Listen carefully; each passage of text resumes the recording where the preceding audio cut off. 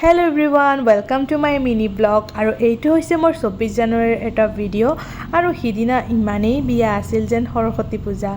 আৰু সিদিনা মোৰ ব্ৰাইডাল মেকআপৰ বুকিং আছে যেহেতুকে দুটা মেকআপৰ বুকিং আছিল সেয়েহে মই ৰাতিপুৱাই উঠি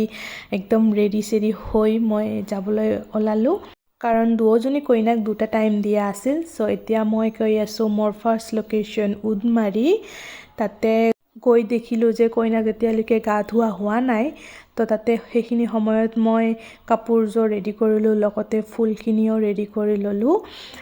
সময়মতে হৈ যাব বুলি তাতে চাহ দিছিল চাহও খালোঁ আৰু তাৰপিছত মই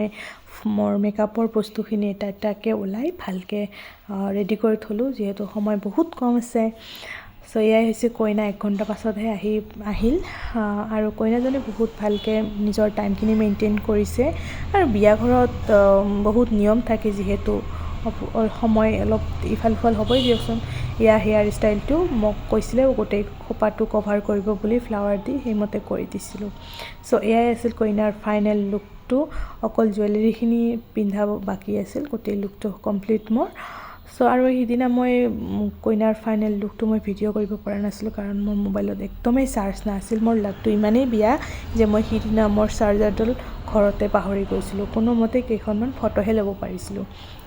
সো এয়াই আমি এতিয়া